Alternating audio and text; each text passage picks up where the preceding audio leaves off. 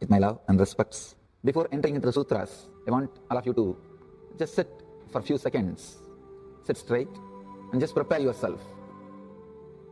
Because this understanding about which I am going to talk gave me the courage to leave the home. Today's subject is Maya. Actually, many times, the young age I used to think I should leave the home, go around, live a sannyas life. Suddenly, one day, when I was reading one of the Shankara's work on this Maya, some of the concept clicked. The word Maya cannot be translated into English. Thinking the lesser reality as the higher reality is what we call Maya. What you are seeing, you can't say this is illusion. No, this is not ultimate. Your understanding this is ultimate is illusion. The moment the click happened, I was ready not only to leave the house, decided to live like a Shankara. In the Vedic tradition, anybody wants to become enlightened has to leave their home. They have to become homeless. It is a basic condition for enlightenment. You can't be in your hometown. You have to start wandering, studying, because to enter into the ultimate truth, you need to have the courage to go behind wherever it leads. There's a beautiful sutra in Brahma Sutra, the first sutra of Brahma Sutra. It says, Atato Brahma Jignasa, let us inquire into the reality. It says, only a courageous person who is ready to go behind wherever truth leads can enter into this science. In those days, they had a beautiful system. When somebody thinks enlightened, he will go around and sit with all other scholars, pandits, learned people, and he will open up his understanding. The other person will open up his understanding. Whoever can take the other person to the deeper level of understanding will follow him. That's all.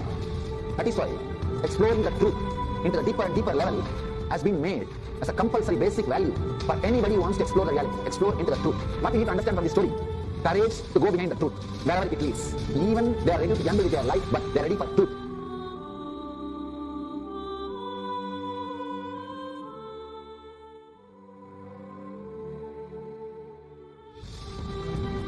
If you accept or start working on the reality, whatever you see can be Maya. It feels as if the ground on which you are standing is opening or giving way, is taken away. It needs courage. It may suddenly open a new door to you. You must be able to go into the door only when you can see the next door. Because I am trying to reproduce the same understanding and experience which happened in me. Understand? When I understood that Maya, the concept of Maya, it gave me so much of joy and courage to do anything. I decided I will live like a Shankara. There's every possibility you will catch the glimpse. I'm not telling you to run away from home. You will have the same energy and excitement and liberation when you realize this truth. If this one concept Maya is understood logically by you, no suffering can make low curve in you. Nobody can exploit you easily. If you can just open the courage, this understanding can open new doors for you. If you understand this clearly, you will have the courage. If you have little courage, you will have understanding. It's like a circle. Who will start first?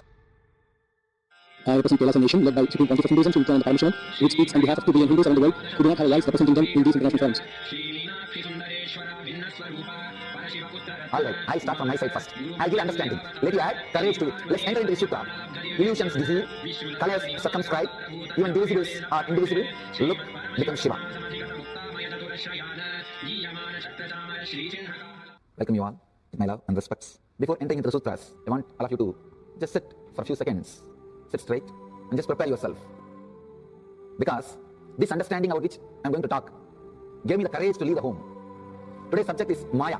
Actually, many times, the young age I used to think I should leave the home, go around, live a sannyas life. Suddenly, one day, when I was reading one of the Shankara's work on this Maya, some of the concept clicked. The word Maya cannot be translated into English. Thinking the lesser reality as the higher reality is what we call Maya. What you are seeing, you can't say this is illusion. No, this is not ultimate. Your understanding this is ultimate is illusion. The moment the click happened, I was ready not only to leave the house, decided to live like a Shankara. In the Vedic tradition, anybody wants to become enlightened has to leave their home. They have to become homeless. It is a basic condition for enlightenment. You can't be in your hometown. You have to start wandering, studying, because to enter into the ultimate truth, you need to have the courage to go behind wherever it leads. There's a beautiful sutra in Brahma Sutra, the first sutra of Brahma Sutra. It says, Atato Brahma Jignasa, let us inquire into the reality. It says, only a courageous person who is ready to go behind wherever truth leads can enter into this science.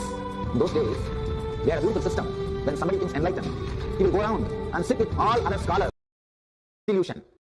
The moment the click happened, I was ready not only to leave the house, decided to live like a Shankara. In the Vedic tradition, anybody wants to become enlightened has to leave their home. They have to become homeless. It is a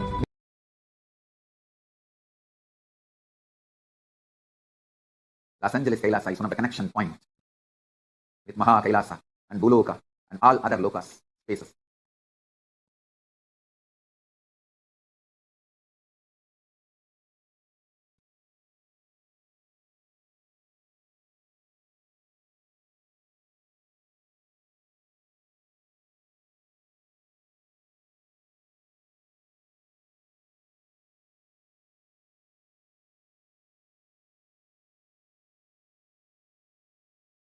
Los Angeles, Kailasa, literally place where Paramashiva's being exists.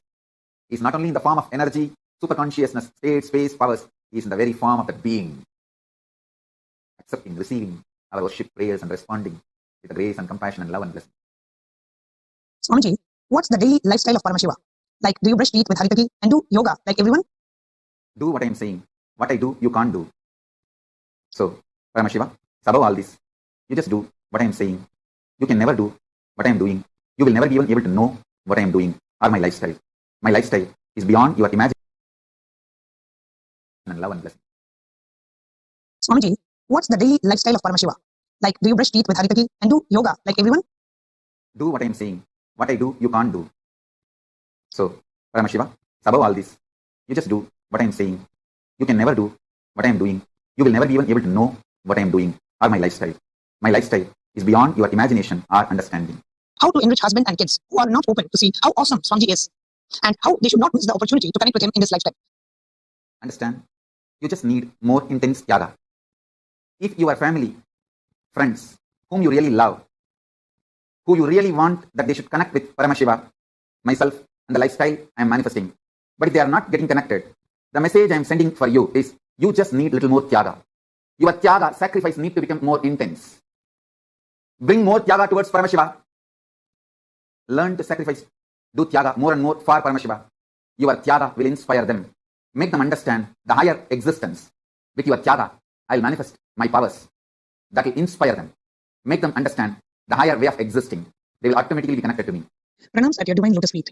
Swamiji, thank you for the blessing of Paramashivoham Level 2. My question is, I had the cognition up until now that in order to move beyond lower vibrational emotions like fear, anger, shame, guilt, etc., a person should not suppress those emotions, because suppressed negative emotions can result in disease. Instead, to move beyond those negative emotions, a person has to move through them. When you say to do tyaga on emotions like fear, for example, how can I be sure I'm doing tyaga and not just suppressing the emotion? Can you help me understand what it means to do tyaga on emotions? Thank you, Swamiji. Many principles, cognitions you carry from the modern day psychology, psychiatry, psychosomatic, so-called sciences are disastrous, dangerous, destructive, demonic.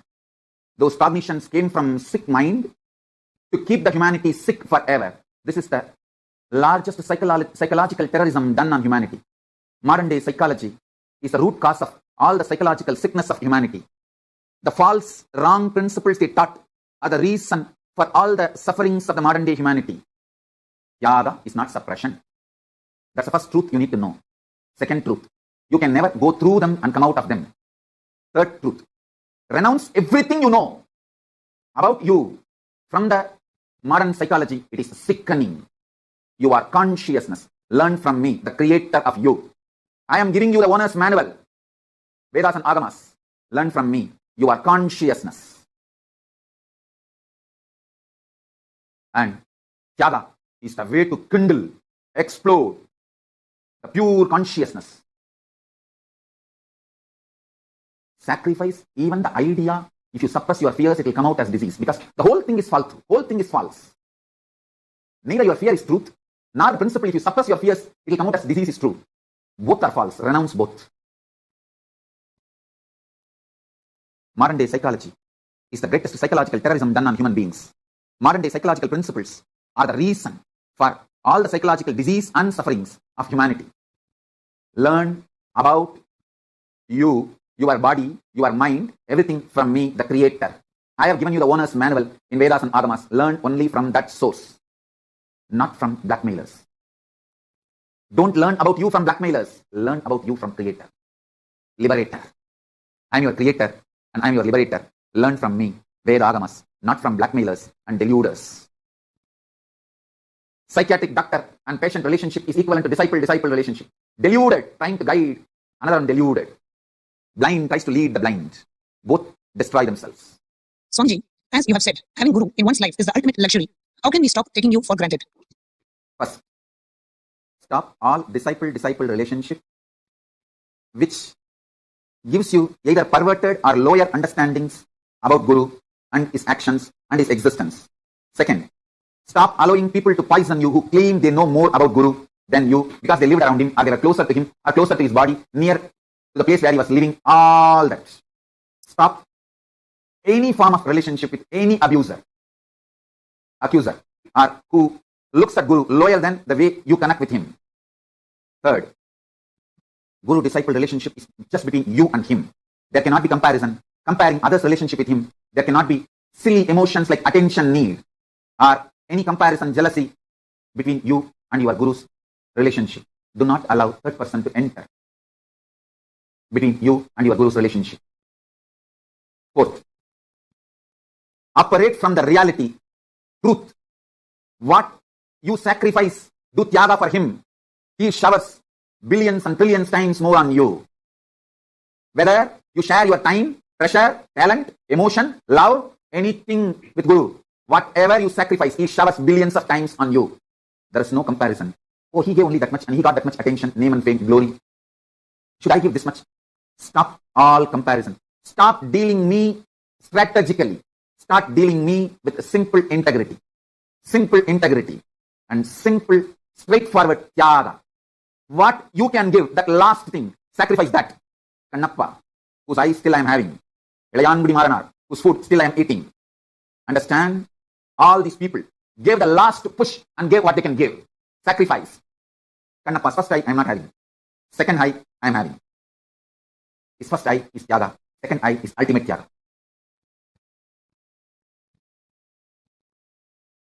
When Ilayangudi Maranar and his wife cooked food for me, they tied cloth on their nose because they did not eat for 3 days. If they smell the food, their mouth may give saliva. So the food will be dirtied because mentally they wanted to eat uchishta. So they tied the cloth and cooked for me. That tyaga, still I am enjoying. Understand? The relationship between you and me is absolute tyaga based. You give your ultimate, I give my ultimate.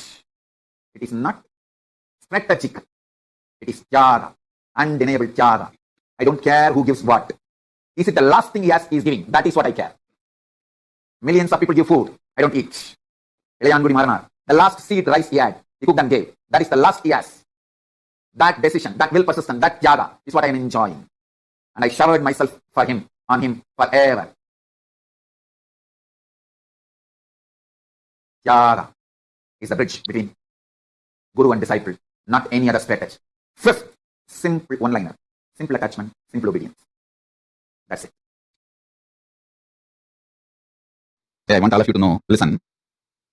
Sometimes you will be so sure of you will not bother about this external world. You only want Kailasa.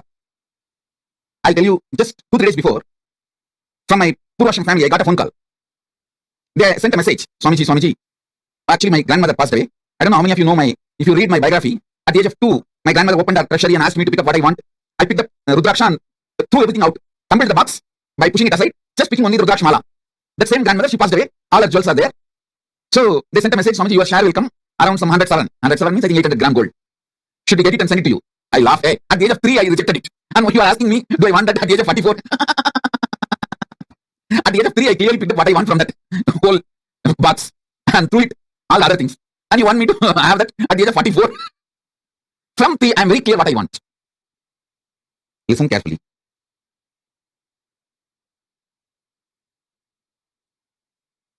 The consciousness I carry now at this moment is Turyatita Turyatita. Listen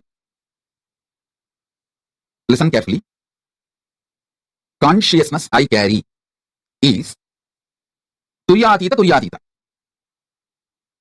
The consciousness you all carry varies. Sometimes it goes to deep sleep, sometimes dream state, sometimes waking state, sometimes in the waking state you dream. It goes ups and downs. Listen. The good news is I can connect my breathing with all your breathing and infuse my consciousness into you. The great news is whatever infused permanently stays in you till you digest and make it as part of you. Till you make that as a permanent state. It stays in you. It can't leave you. Once I breathe this Turyatita into you, means that enlightened consciousness into you, the seed cannot be killed. It stays inside you till you allow it to sprout and come out. See, in Indian villages, mothers will frighten the kids saying, don't swallow the seed of any fruit like a grape, any fruit, and they give. They'll tell, hey, you should not swallow the seed. You should put the seed out, spit it out. If you swallow the seed, the tree will go inside your stomach and through the nose, ears, all the branches will come out. How many of you heard this? Because moms don't want the seed to get stuck in your throat. They always tell this. In all Indian villages, they will tell this story.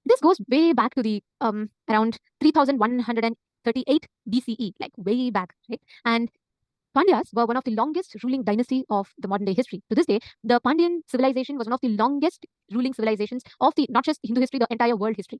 So Pandyas itself means old, ancient, and it is in this Pandyan dynasty that a great king is born, Malayadwaja Pandyan, and it's a very, very beautiful story. And this goes back to the Sangam literature, which is one of the ancient basis of the modern literature and language, which is the ancient basis of even the Tamil literature, goes back to these Sangam literature time period. And it was in this time that Malayadwaja Pandyan was born. And he goes on to, he even participates in the Mahabharata war in the in the due time course. He also participates in the Mahabharata war. And even Malayadwaja Pandyan is even a contemporary of Bhagavan Sri Krishna. So it is in that time period. And what happens is to Malayadwaja Pandyan, Malayadwaja Pandyan and Devi Kanchanamala, the couple, are childless for a long period of time. And they pray to Paramashiva and they pray to Devi Parashakti. They perform the Putra Kameshti Yajna. And Devi, pleased with their performance, their yajna, she herself blesses them and tells she will be born as their own child. This also has another, a little bit of a history to it, that Devi Kanchanamala actually in her previous birth had performed as a very great devotee of Devi, and she had performed intense penance to receive Devi herself as her child. And so to fulfill that boon, Devi herself appears and blesses the couple, saying she herself will be born as their child. And so from the fire, a young 3-year-old girl walks out of the fire. And she walks out with 3 breasts, which is not normal, right? So she comes out, and the Divya Sharira, the Ashariri voice tells that the moment Devi meets her divine consort, her 3rd breast would disappear. The couple, extremely rejoiced with this auspicious happening, they name her as Tadadagai, and she is brought up with all the best, most auspicious qualities. She's brought with, she's taught everything: warfare, archery, administration. She masters all of this. And as she grows up, it is time for her marriage age to come, and the couple are looking for finding the best groom, because she grew up learning all the martial arts and she became a fine warrior who excelled particularly in archery, sword fighting. She also mastered all the 64 arts, including music and arts, dance, Vedas, Shastras, and she grew up to become an able, wise, and a just administrator. And Malayadwaja Pandyan, at this point in time, he fights from the Pandavas side during the Kurukshetra war, during the battle, and Malayadwaja actually even during the battle, it is recorded in the Mahabharata, in the Drona Parva, in the 23rd chapter, it is recorded that Malayadwaja Pandyan directly fights against the Dronacharya, the teacher of both the Pandavas and Kauravas. And Malayadwaja goes on further to take on Drona's son Ashwathama, and that is in that battle he gets killed as per the Mahabharata.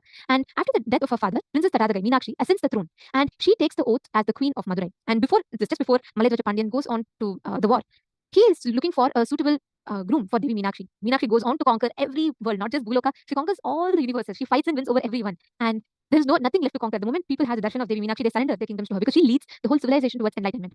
Finally, the only place remaining to be conquered, naturally, is Kailasa. Devi Meenakshi goes on to march even towards Kailasa, to conquer Kailasa. And the moment all the Bhutaganas, everyone see Devi Meenakshi, it is so beautifully described that they fail to fight her. They cannot fight her. Even Nandi, the lord of the whole Kailasa, who guards the whole Kailasa, the moment he sees Devi Meenakshi, he only feels that of, the feeling of seeing a mother. So he's unable to fight. So it happens that all the Shivaganas lose the battle with Devi Meenakshi. Meenakshi goes on conquering each of them. She conquers all the Bhutaganas, she conquers Gundodara, then Nandi comes, she conquers even Nandi. Finally, Nandi says, Paramashiva, only you can come and save us. And Paramashiva comes. The moment Meenakshi meets Paramashiva, her 3rd breast disappears. The moment her 3 eyes locks into Paramashiva's 3 eyes, she realizes that she is Devi herself. She is Paramashiva's own extension. She realizes Paramashiva is her divine consort. She just falls in love with Paramashiva and awakens, experiences that highest enlightenment. And the moment she realizes this, she prays to Paramashiva and requests Paramashiva to accept her. And Paramashiva blesses her, saying he himself will come down as Somasundareshwara. And Devi though has one condition for this. She tells Paramashiva that, in Bhuloka, in Madurai, we all live a completely different life as opposed to in Kailasa. So she tells Paramashiva to come in the form of a traditional groom. Paramashiva, in his all compassion, he says, not just a traditional groom, he'll come in his best form. So he's called as Sundareshwara, the most graceful and beautiful form of Paramashiva. So Paramashiva walks the streets of Madurai as Somasundareshwara, adorned with all the jewelries, the finest of jewelry, the finest of clothes. He's adorned with everything as he walks the streets of Madurai.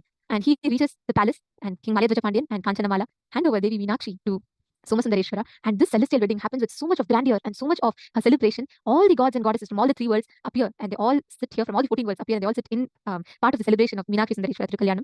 There's an elaborate description that is given. So fast forward, after all these marriage and all these celebrations get over, Devi Meenakshi and Somasundareshwara are Devi Meenakshi is handed over the kingdom. It is after this that her father Malayadwaja Pandyan passes away in the Mahabharata war when he fights against the Kauravas.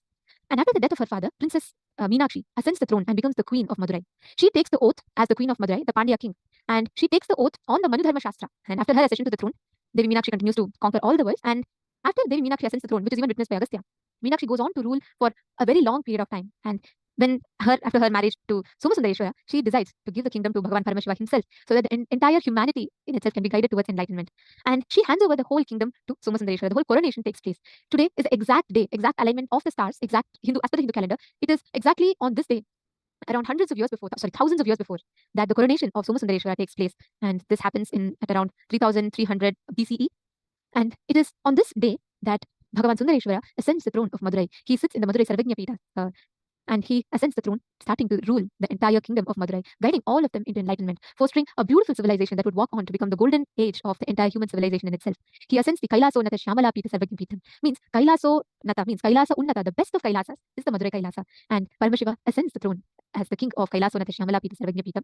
Today, this very happening takes place, and the Madurai temple celebrates the coronation of Paramashiva, and the Madurai temple will be performing the coronation, and exactly at that same point in time, Swamiji himself will be accepting all the coronation offering that is made today, and we will be seeing the live Kailasas from around the globe will be performing the coronation to Swamiji today. Thousands of years later, Meenakshi and Sundareshwara themselves have descended in their embodied form as our beloved Swamiji, the Supreme Pontiff of Hinduism, and Swamiji will be accepting the coronation, which we're all about to witness very, very shortly. Understand, when we have this session today, we are going to be seeing how many of you here want to manifest all auspiciousness in your life. See, actually, whoever, even if they have attended even one day of this season, or even if they have attended one day of any other previous seasons, just connect with all of them, immediately get them, let them not miss today's session. Because today, when you are having the session of Swamiji in this format, Kalyana Sundaramurti and our beloved Swamiji, it will actually, you'll see, in a very, very, very beautiful way. Swamiji will just shower all of them with so much of auspiciousness, mangalatva, and whatever they are wanting from life, everything will start manifesting. So you can invite all of them, immediately take a few minutes, and you all can go ahead and invite all your friends, whoever has attended even one day of the program, go ahead and give them an invite. I see more and more participants joining. Actually, some participants do not know that the session is starting now. So take a few minutes. We request everyone to immediately go ahead and invite all your friends. If you still look around, if you do not find your friends over here, take a moment and invite them.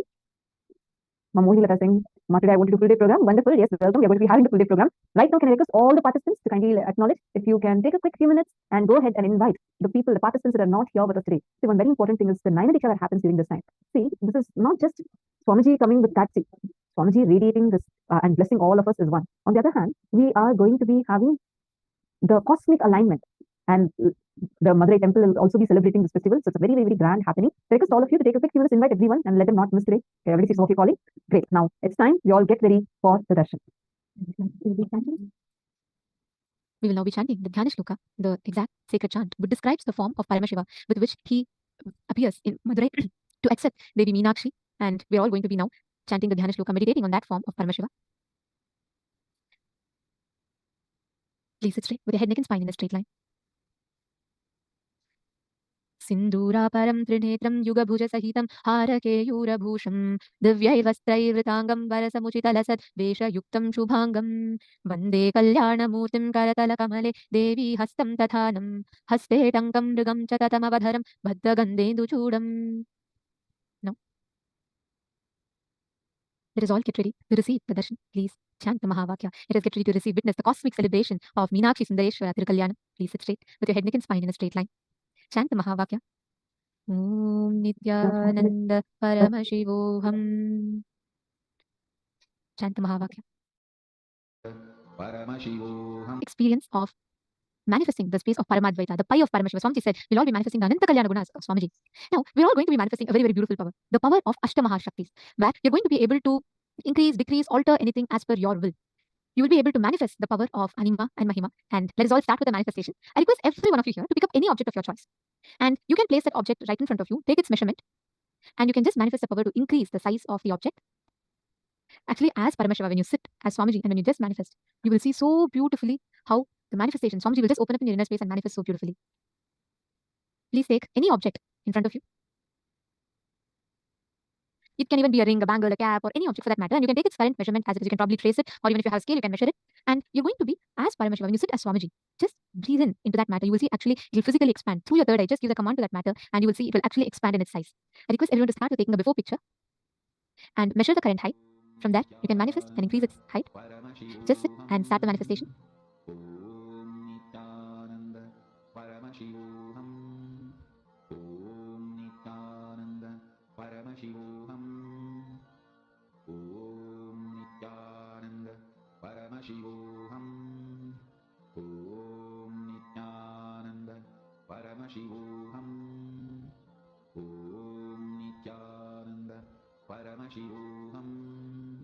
Om Nithyananda Paramashivoham. Om Nithyananda Paramashivoham. Om Nithyananda Paramashivoham. Om Nithyananda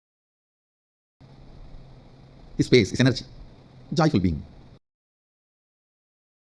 The moment you see, you can see such a carefree, joyful being, does not diet to reduce the weight and look fit. Happy guy. and the way he is and very blissful being who goes on radiating far life energy, pro-life energy. The other day was defining chastity. The achalatva, immovable component of consciousness. Consciousness has one quality of immovable, achalatva. That quality manifesting through your biomemory as naturally, understand, there are some qualities. Very comfortably, naturally you express. There are some cunning fellows. Even after years, cannot learn integrity. Because they feel all the best things of their life is given because of their cunningness. The fools have not seen the best things life can give. See, it's like a baby steals 2-3 cars, small toy cars from his elder brother, from his cousin sister, and keeps all that, and he thinks, because of my stealing capacity, see what all I have. And the father, because of this fellow stealing capacity, does not write any of his property in his will to the child. This fool will not know what he lost. He thinks, oh, these few things I collected is because of my cleverness of stealing. That's the best strategy. See, because of this strategy, I have these cars. I secretly play around when nobody is there. See what I have. Fool. Out of your cunningness, what you got is not what was reserved for you by cosmos, what you deserved because of your cunningness. Understand? If your cognition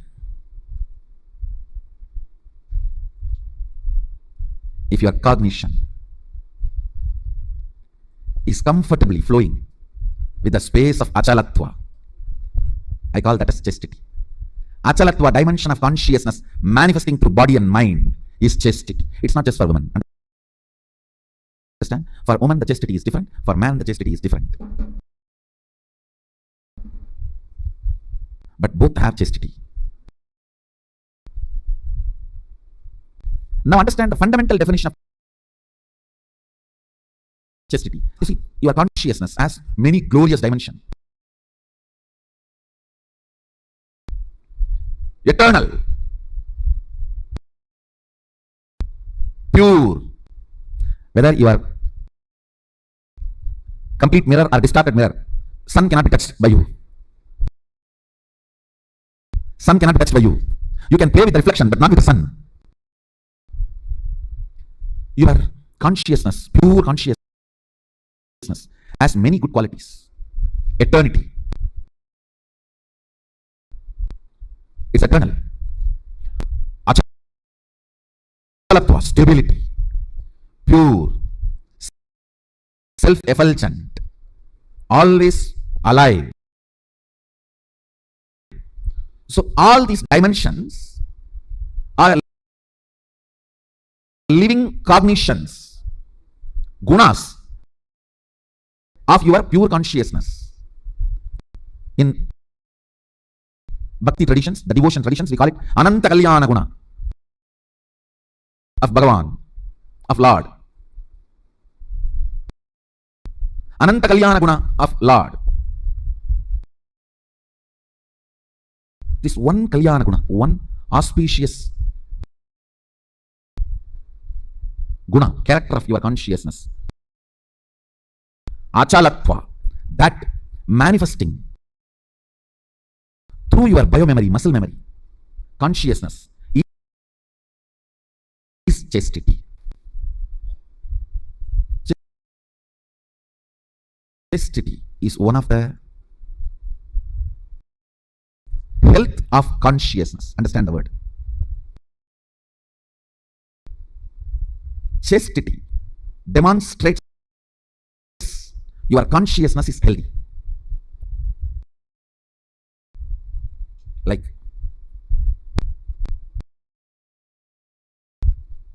only mentally healthy person will be courageous. Understand? Sometimes the stupid decisions you take out of cowardness also may be appreciated by others as a bold step. No, that is not courage. Courageousness is health of consciousness. Same way, chastity comes when your consciousness is healthy.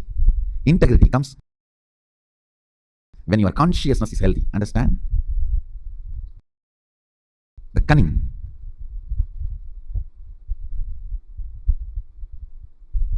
Cunning strategies. You may steal a few toy cars and toy houses and keep it secretly. But you will miss what Sadashiva reserved for you.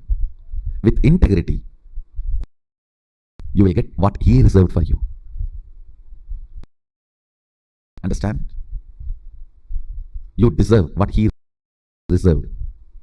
But if you think your strategy is more brilliant, then have that few stolen cars and houses you have. Believing non-integrity can pay better things in your life is the worst stupidity can enter into your system. Cognizing integrity pays the best. Integrity brings everything Sadashiva reserved for you. As cognition leads you to enjoy the best of life.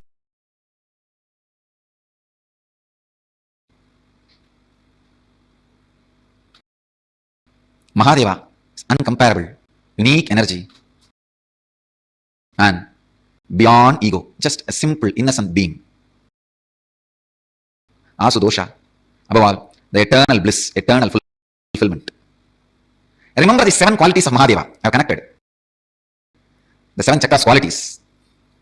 Fantasyless being, being beyond fear, being beyond worries, being who goes on sharing, giving, being who is unique, being who is so simple, easily available, being in eternal fulfillment, Nithyananda.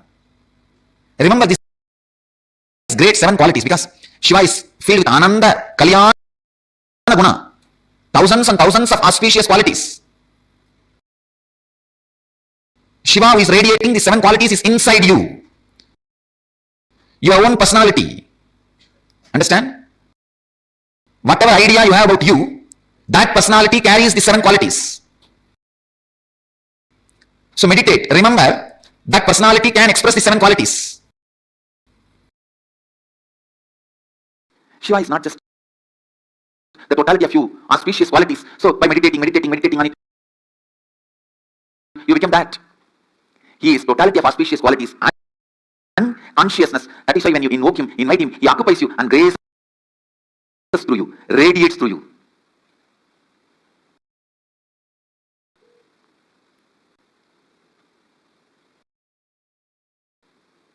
Not only he introduces himself to you, he introduces himself through you to everyone.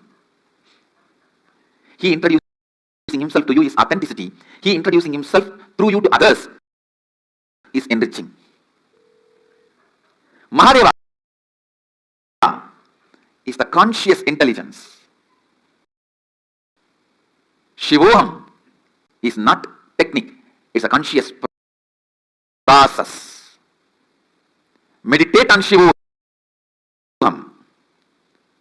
Don't think your japa repetition, the strength of your meditation is going to bring the results. No. He is conscious intelligence. You meditating is nothing but invoking him, requesting him to fill you, to radiate to you.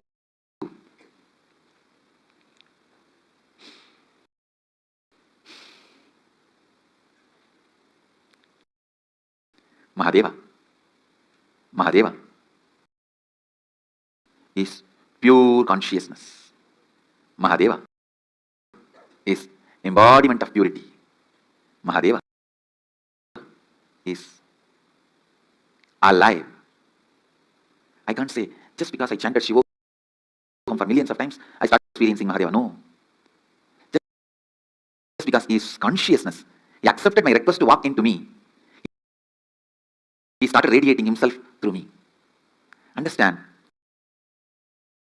He is consciousness is the good news I want all of you to know. He accepts accepts your request even if it is made once, is Bholenath. Simple guy. His presence is not heavy, demanding. No. He is not Vaikunthavasi. He needs the Lakshmi to brush the feet, and the Ananta Sesha for a bed, and the milk ocean for his presence, and all the best things, Shamantaka, the greatest jewelry for wearing. I am not disrespecting Vishnu. All I am trying to tell you is Mahadeva is Bholenath. Even if you are already depressed like a cremation ground, you are almost there, your whole mind is dull, dead, depressed cremation ground, even then he is happy to dance there. And all your thinking, feeling, everything is full of negativity like a ghost. Even then he is ready to have you as his companion. Understand? He is too simple, and his presence is not that heavy. His presence is powerful but not heavy. Heavy means demanding. Powerfulness is different, heavy is different. He is Bholenath. His presence is never demanding. His presence is so powerful, but not demanding. Understand? Invoke him, request him, pray to him, ask him, invite him to your inner space. Mahadeva, whatever I know as Aham is a bunch of my root patterns, social conditionings, parental conditionings, layers and layers of patterns, samskaras, and the past life karmas. But this is not too big for you. You can burn all this, and this cannot be the reason why you are not happening through me. Can this stop you happening in me? I am completing this and surrendering at your feet. Oh Prabhu, happen in me. Oh Mahadeva, happen in whatever I feel as me. Let Aham become Shivoham. Let Aham become Shivoham. Invite him, invoke him, request him. Understand, he is conscious, alive, present.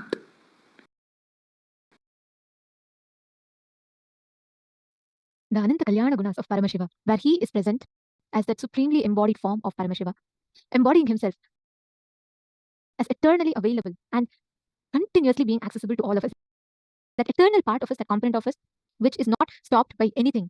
That form of Paramashiva, as we all see, is the Ananta Kalyana Guna of Paramashiva.